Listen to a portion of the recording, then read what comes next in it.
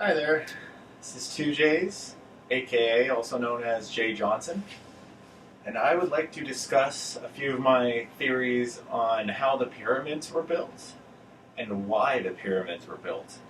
So, I've said in previous videos before, I'm very big on words and breaking down words, and previously, in my the other video, I've mentioned the word planet. So I'm going to do a little example. I'm going to write out planet. So we've got the word planet. Okay. That can be broken down as an anagram to be ET plan. Plan ET. Then it can also be broken down to ant PL, which to me that seems like almost like ant people, maybe. I forgot the E in there too, because there's an E. You could put it in between there, or you could put it at the end. But ant people, which that could be referring to us as ant people, like tiny little ant people from like up in spaceships or up in a plane or something. But or that there are ant people, like underground, like ant people. Eat in people. Or you can put it at the start and go, in eat people.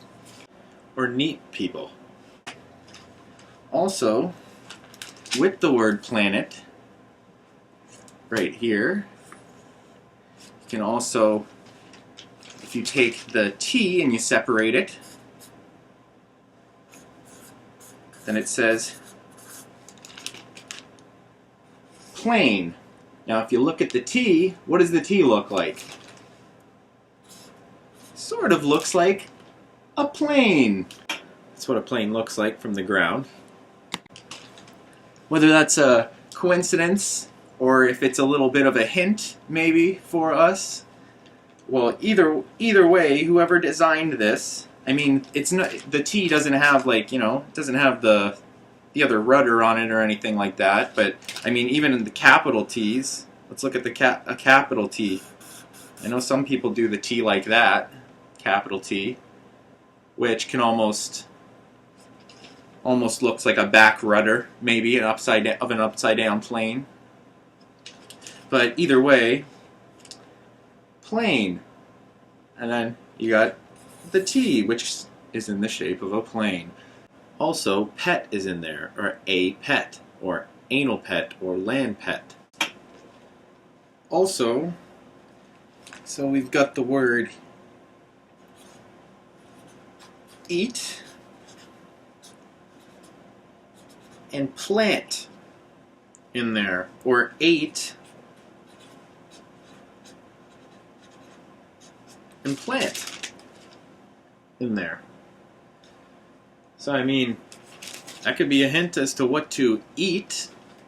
Either way, the way that the English language is and that words are, I find them to be revealing. And whoever pre-thought these, whether it was people or maybe the extraterrestrials gave this information and names of these words to people, to call it this, call it that, call it this, like maybe telepathically gave thoughts and passed this information down as to why. But either way, it seems to be a quite sophisticated language thing where I don't feel like it's coincidence that there's all these connections with words. So there's few things to do with words that they seem revealing to me. I've said a few before. One of them was men, because MEN, and it can be arranged NME, like enemy. Another one, women. It's the same. Women can spell, the word omen is in there, W omen, which, could stand for anything. It could be a wonderful omen, or it could be worst omen, or who knows, which omen, but either way, and it also can spell own me, can be spelt from the word from women, or me own, or own enemy, or own 'em. And I mean, or whoa man, because like men, they whoa man, like a warning, like whoa man, and also like an impressive, like whoa, you know, women, whoa, like so I mean, it could be perceived as good or bad.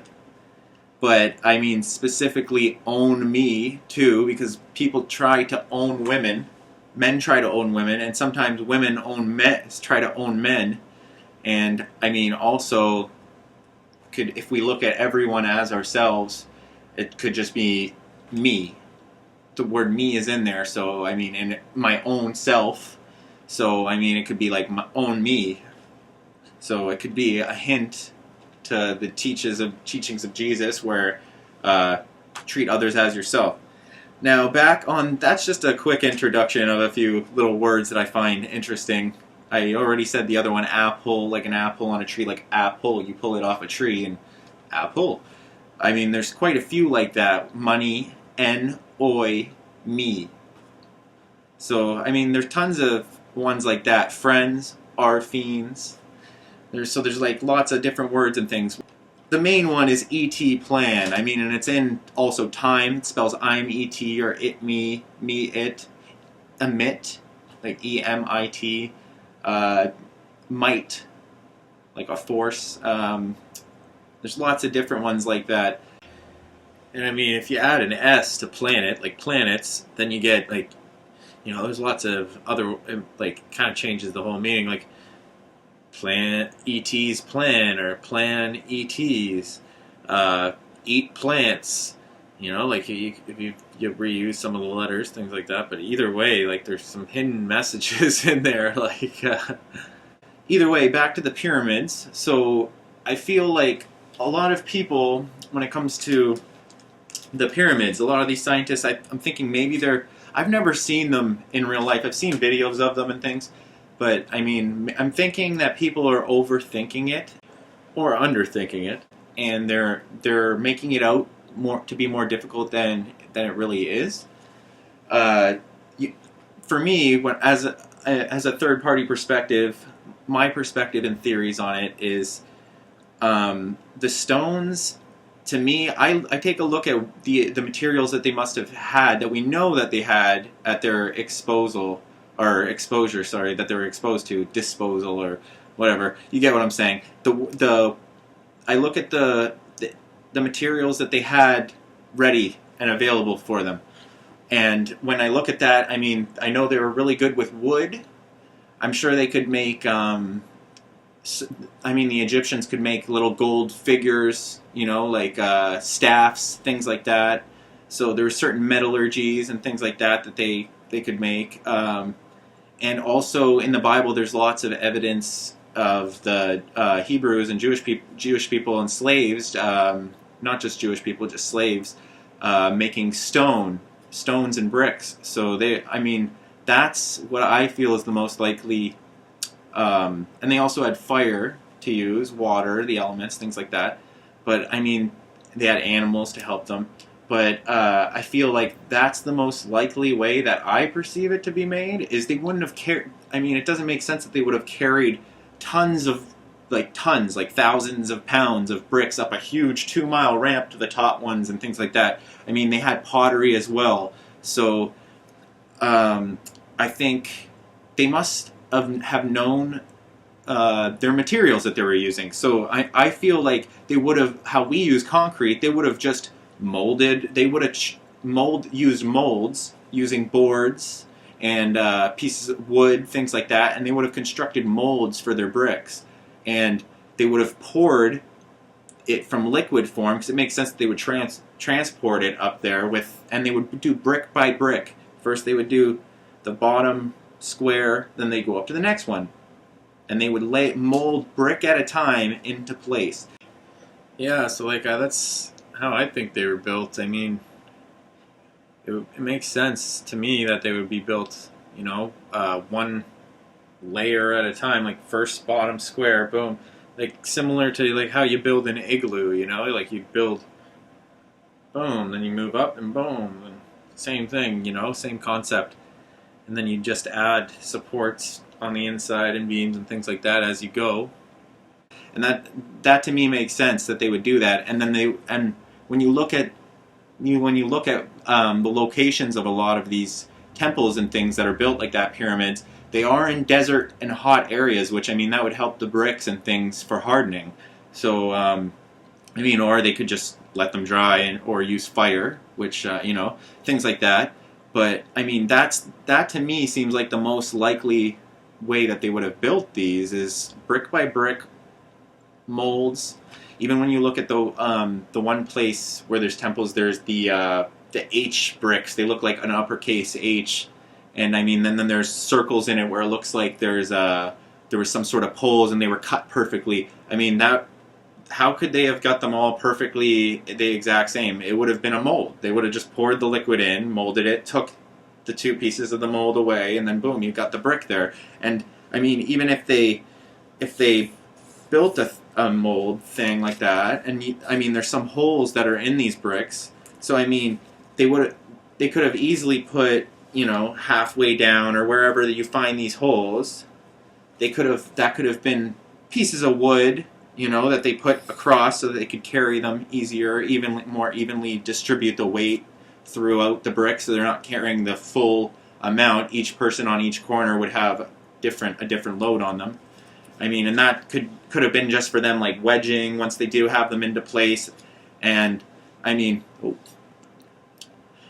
so I mean, and then I feel like once they got the brick molded into place, they probably pulled that wood, the handles out, and they probably would have just patched in the holes so you can't see them anymore. So, I mean, that would be a good thing to look into, is like, check the bricks, see, tap on them, or just check the bricks to see if there's any patch places where those holes were consistently put, and they would probably all be in the same spots of the bricks because they would have carried them. They would have been the same mold probably, but they probably had numerous molds, but either way, that to me seems like the most likely cause. I mean, I think construction scientists should be looking more in that direction. Like, we make concrete, so I don't see why there's any reason why they couldn't, why people think they couldn't do the same, and they probably know how to make different kinds of stone, who knows, but I